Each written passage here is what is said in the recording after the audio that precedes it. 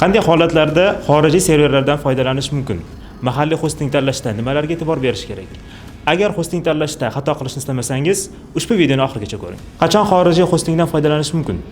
Xorijiy hostinglardan shaxsiy ma'lumotlar bo'lmagan holatlarda foydalanish mumkin. Masalan, marketing saytlar, umumiy ma'lumot beruvchi veb resurslar yoki xalqaro auditoriyaga mo'ljallangan xizmatlarni xorijiy serverlarga joylashtirish mumkin. Lekin sayt yoki ilovangiz shaxsiy ma'lumotlarni saqlasa, misol uchun foydalanuvchilarning ism-familiyasi, telefon raqamlari yoki pasport ma'lumotlarini saqlasa, bunday loyihalar qonunchiligimizga ko'ra respublikamiz hududidagi serverlarda joylashishi kerak. Mahalliy hosting tanlashda nimalarga e'tibor berish kerak? Birinchidan, xavfsizlik tizimi qanday? Server doimiy ishlaydimi yoki uzilishlar tez-tez takrorlanadimi? Qo'llab-quvvatlash xizmati mavjudmi?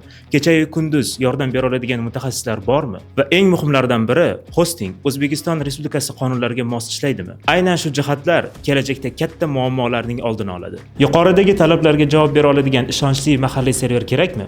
Buning uchun bizga murojaat qiling.